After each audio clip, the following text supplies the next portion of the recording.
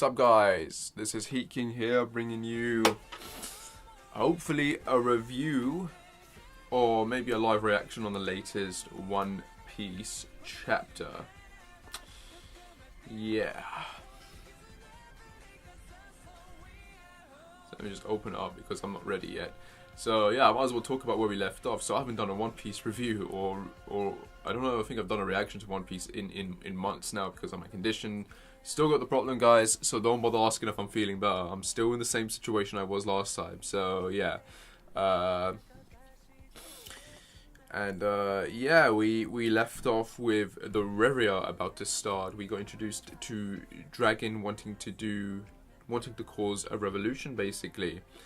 So yeah, that's going underway.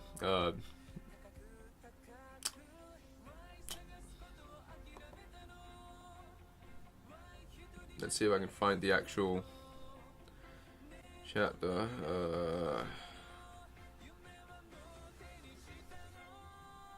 It's, if I remember correctly, where we should be on.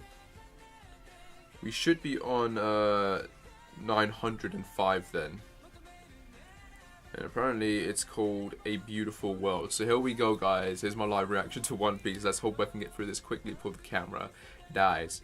So yeah, A Beautiful World, Tales of the Self-Proclaimed Straw Hat Grand Fleet Volume 35, Olympus Arc, The Pirate Life at 6 AM, Folding Pajamas. I have no idea who this character is. Again, One Piece, I've been rereading it through it slowly, bit by bit, getting the volume, so I'm still on the first half of the series. But yeah, there's just way too many characters, man. Like, I have no idea who these guys are, but we're getting a look at this dude's study, books there, a map there. Cups or wine glasses. His little captain uniform. He's neat. This character's neat. Olympus. I'm gonna have to remember these characters' names when I get back to reading Dressrosa. But yeah, let's continue on. Oh, big ass splash page already. Justice stands above all. So we're at the Marine headquarters. New Marine Ford. Oh wow, here stands New Marine Ford under the command of the new Fleet Admiral Sakazuki. So this is Akainu, right? And now he's called Sakazuki. Like, what's with the name changes? I don't get that. 2 years ago, in the summit war between the forces of Marine HQ and the Whitebeard pirates, the Marines were victorious, but the battlefield Marine Ford was completely destroyed. It had been the Marine symbol of justice for many years, but in order to prepare for the wave of violence to come in the pirate era, the world government built a much stronger fortress, stationed at the entrance of the New World. This is the new stronghold of justice. Right. Impressive. So yeah, I imagine the final arc will take place here. So it looks like it's got like a big McDonald's side, like with the M there. So that's pretty funny.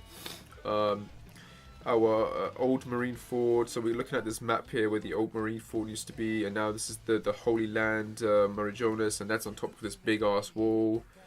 It looks like there's like a crane, so it's like above the red line basically, and then there's the new Marine Ford, and behind it looks like there's like an elevator of chains, whatever, that will probably take people up to that section where the Holy Land Marijonas is.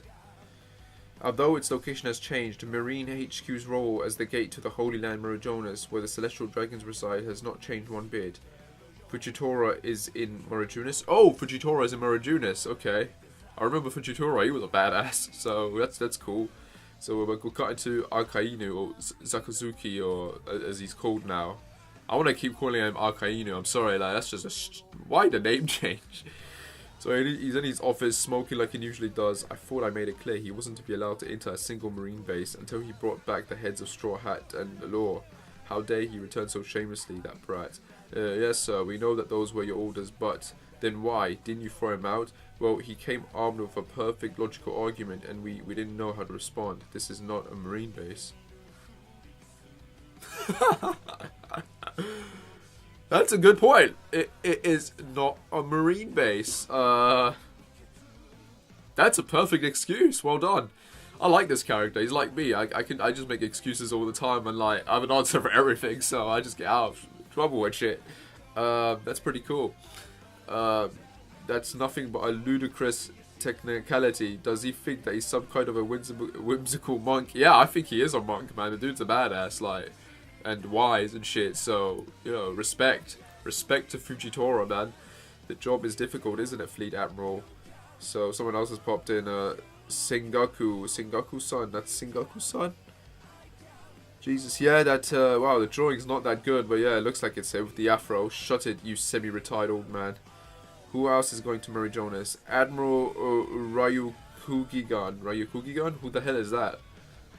Here, behind. Okay, so we're at the wall now, the world government wall, and there's the elevator thing. There's a little bit of land, I think, that people go on, so it goes up. Here, behind the G1 branch on the Paradise side of the Grand Line is the Red Port, a giant port that hugs the Red Line from both sides. It has become the route that the world government takes to cross the Red Line to the other sea. In this port is a lift made out of marbles that leads to the Holy Land Marijonas. It is called a bondula. Right. Look, ships are coming in one after another. Make way, royalty is passing through. So you've got these people living here, or are these travelers? I imagine, no, these people are living here, I think, so they're just letting the ships go in. Wow, it's Beer V. They're so cute. Beer V? Beer V from the Roshwan Kingdom. Those are the Matron princesses.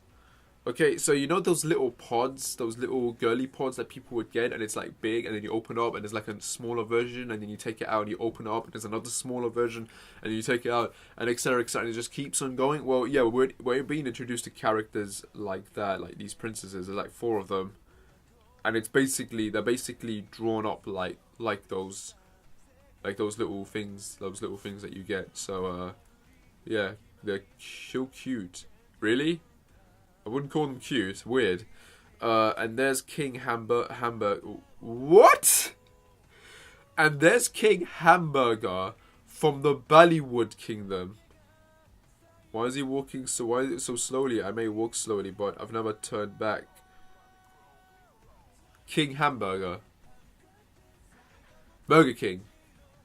Bollywood, and or Hollywood. What? That's weird. That's weird as shit. Okay. Okay, and that's Queen Maruro. Maroon, a type of rice cake. Name could be a reference to a Maroon, a type of rice cake. That's Queen Maruron from the Taiji Kingdom. She's absolutely stunning. Cheers to all the watching eyes of this world. It's King Tarkus from the Shishuwana Kingdom. Okay, this guy definitely looks like he was inspired by Danny Troju. Well, I'm saying his name wrong, aren't I? I'm sorry. If you're going to kneel while you're alive, then at least die standing. That ship. So yeah, you've got this one dude called King Hamburger. Ring. Looks like he's wearing a tuxedo with a little party hat. Obviously, the princes are escorted by a king that looks like he's from Russia. This queen. Yeah, looks typical. King Takus looks like a Mexican with a freaking Mexican hat and cactuses. And then you've got that ship they're finally here. So there's it's the Mermaid Princess and the Great Knight of the Sea, King Neptune. Prince Fukabushi 2. Although the Raigu Kingdom has been a member nation of the world government for 200 years, this is only their 2nd time attending the Reverie. So this is the surface.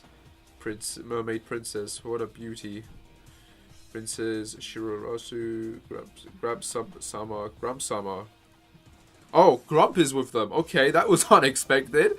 Although I thought I was going to die there by you, haha. Marine HQ Vice Admiral Monkey D. Grump, Luffy's grandfather. This gathering is already big news. So Grump is at the freaking Reverie as these guys' bodyguards.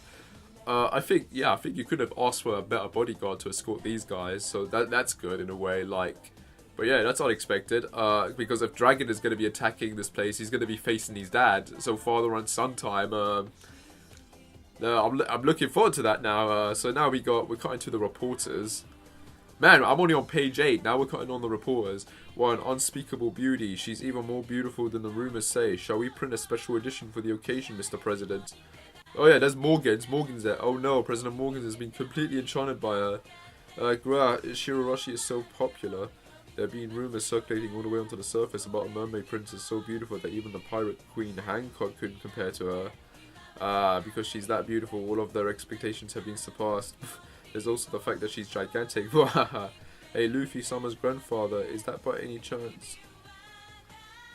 Is that by what you call a forest on land? That's just a tree. Hey, Grob, the hero. So who's this? Who the hell is that? You know who I am, don't you? I have no idea who this dude is. Who the hell are you, you shitty brat? Get out of our way. Shitty brat, did I hear wrongly? How rude. That's right, Story. There's no other way to explain his insolence. I am the king of the Gao Kingdom. My name is Story, and since you are a citizen of my kingdom, you are also one of my subordinates. It will do you well to remember that. The king of the East Blues Gawa Kingdom, Story, Subo's adopted younger brother. So this is Subo's adopted brother. So he, not the main brother, adopted. Is this a translation error? Adopted. So technically speaking, Subo would be the king then. Not this douchebag that we're seeing here. Unexpected. So we're getting okay, I'm gonna read through this quickly. King Story's trivia. Gawa Kingdom is the place where Luffy, Ace, and Subo lived when they were kids. Story is the adopted younger brother of Subo, who was a member of a noble family. Story waited vigilantly for an opportunity to form a bond with the royal family and eventually married the princess Nakatukito or whatever. After the suspicious death of the king and the prince a few months ago, Story ascended to the throne. So the king and the prince are dead. So that means Subo's brother and father are dead then. Surely that's what it means. Okay, I'm gonna stop here, guys, because the camera is definitely gonna cut off. So yeah, and we're back again. So yeah, let's continue on from where we left off. So yeah, Grob's taking no shit from this dude, which I like. He's definitely got Luffy's attitude there. Move aside, your face is annoying to look at. He's so rude. I don't even know how to respond. Let's cut to the chase, Grob. Tell me about your connections to the nobles. I want to become a celestial dragon someday. You want to be a scumbag? Grob knows, man. He's not an idiot. He knows. He knows, man. So why is he a marine then if he knows this shit? Honestly, what would surprise me the most if it's revealed that Grob is working with his son and that he's gonna like help with this revolution or whatever from behind the scenes. Like he's inserted himself into the Marines just to wait for this perfect opportunity to strike at some point. Like that would make my day. Like because just Grob's attitude is just not that of a typical Marine. Like it makes you wonder, why is he a Marine then? Like what is the purpose and the reason? No way, did he not hear me? What he just said is worthy of the death penalty. I shouldn't have said that. Forget about it. This guy's so scary. The prince is freaked out by this dude's by Grob's attitude. Like he's just so casually just saying, oh, forget what I said, chill, like. Oh, a giant just picked him up. Young one, is everything okay? That thing moved. I thought he was a statue. Is he a giant? The ones that eat people, melt rocks with their saliva? No, wait. These people, teeth, scales, and its skin color. Don't tell me they're the half-fish people of the fishman race. They are classified as fish, and there are rumors that when you come into contact with them, you'll contact a rare disease. Don't come near me. What a pathetic excuse of a prince. I want to punch this guy in the face, man. I already hate him. Wow, Oda just does a good job of introducing characters you just want to beat the shit out of very quickly. Like, the number 2 Bondulum flight is now departing. Well then, take care. See you later. That's Grump. He's going up. World Government 2. Thank you very much for your help, Luffy Summer's grandfather. The journey up to the surface was fun. So yeah, I think Grump is saying, is the princess going with them? Yeah, she is. So she's with the Grumps there and they're just waving back to everyone. They're going up so high. Amazing. She's looking up at the starry sky now. Shariyoshi, is something wrong? Father, it's the sun. Big brothers, look, the sun is shining so brightly. The vastness of the sky has no bounds. Even the sea is endlessly illuminated by the radiant sun. Wow, this really is beautiful, my boy. To think that such beauty exists on the surface. What a beautiful world this is. Indeed, the light that comes from the mangroves at the bottom of the sea pales in comparison to this. You have to remember, guys, this is the first time they're seeing this stuff. Like, yeah, this is the first time they've journeyed to the surface. So for them, this is just wonders of the world, basically. I have to say, though, the carriage thing that they're going on, I have to point this out. It looks like somewhat like a genie lamp, with the top part open and removed, but the shape itself, I don't know. I mean, it looks like I guess it could be like a submarine, but for me personally, it looks like it resembles a genie lamp. I wonder if that's a hint to something, maybe. Like, is the Holy Land subject to genies, or is one of the secret weapons a genie, perhaps, or something? Is this a hint from Older? I don't know. Maybe I'm just wrong, but that's what it looks like to me. That's what the design of this elevator thing that they're going on looks like to me. Father, if it's possible, I would very much like to live up here. I want everyone in our kingdom to see this world of sunlight. So now we're seeing the reactions to our father and the prince and bodyguards. Let's ask them. That's why we're here at the Reverie, after all. They're going to refuse. They're not going to let these so-called backwards lowlives live with them. I mean, that's how pathetic these racist and these guys are. But yeah, the Holy Land Marijonas.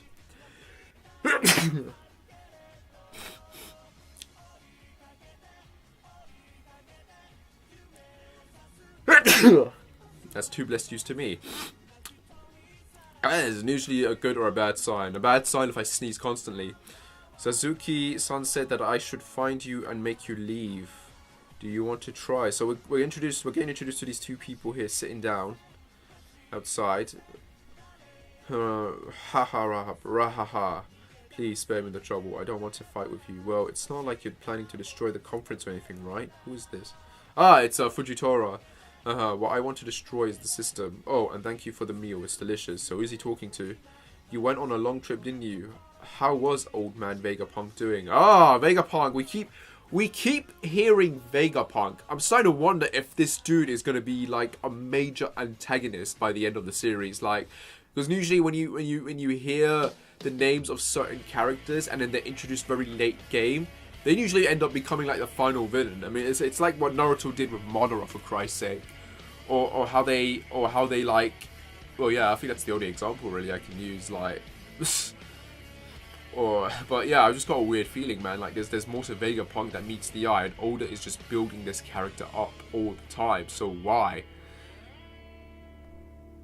I didn't get the chance to meet him, but he created something incredible.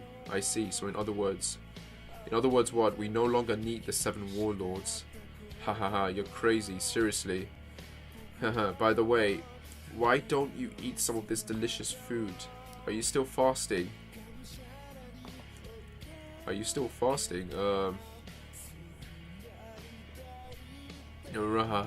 If there were a pretty girl here, who would spoon feed me while saying, I'd eat? But eating is a pain in the ass, so I haven't bothered eating in 3 years, rahaha.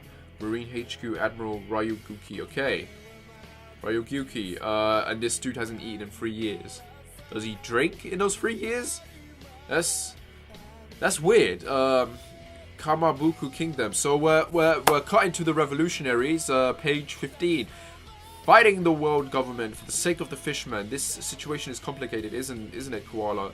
Fighting the world government for the sake of the... So the revolutionaries are fighting on behalf of the fishmen. I feel like something seriously is going to go wrong in the Reverie, and these guys are there as backup, not only to start this revolution, but also to protect the fishmen. So yeah, since the Raiguru Kingdom is participating in this Reverie. No, Betty-san, we don't want to topple the world government itself. Betty-san. Right, well, I think this is one of the new characters that's introduced last chapter, one of the commanders, because she's wearing the subway helmet and she's got the goggles. And there's Koala and there's another member there. I wonder if potentially one of these characters is if this Betty-san is Luffy's mom. I still say it's going to be Crocodile. I don't know why. There's a part of me reading those theories that it might end up becoming true. Just because Oda likes to pull like the unexpected big ass twist in people's faces. But either Luffy's mom is a pirate, or she's one of the revolutionaries, or she's dead. But I think Oda said she's not dead, so I don't know. I'm going with she's one of the revolutionaries. But then why would Dragon be doing all of this crap and that? So I don't know. I feel there's more to it than that. But rather the celestial dragons that control them. So what to say? Red line. So we're coming back to the red line again. God, did you see that just now? Gold's kingdom is so noisy. We're so high. This is so scary. The wind is shaking us too much. Just now I saw a giant peeking out at us from inside the wall. He was holding a harpoon. What kind of... A giant was holding a harpoon? What kind of hallucination are you having? Don't you see how high we are right now? I really saw him. Gah, look over there. Those are crows. If they come over here and pop a bubble will fall. That's an unusual sight at this height. Crows. Oh, it's the revolutionaries, or that dude. I don't know his name, but I did see one review that suggested that dude is not actually part of the revolutionaries, and it could be a double agent working for Kaido. So yeah, wow. So these are the birds that I've heard stories about. They're flying this way. Hey guard, load your gun. Shoot them down. Hurry before they pop the balloon. Ko, don't worry about them. Kobols have never popped the balloons before. So please rest assured, King Story. An infiltration grin. Sobo is on the freaking bubble. He's with King Story and he's disguised as his guard. This is some Lando Star Wars shit going on here, guys. Sobo is infiltrating as a guard. Okay, so and those crows are obviously from his team. And that's the end of the chapter. I have to say, that was a pretty cool chapter. We got introduced to new characters. We got introduced to the situation at hand. This Reverie, man, like, we've been waiting, what, a year and a half now to see this freaking thing. And we're finally getting to it. And hopefully the Reverie will last, like, till the end of the year. Because, just because of the hype. And then next year we can get to Wano. But, because it should be a short arc, right?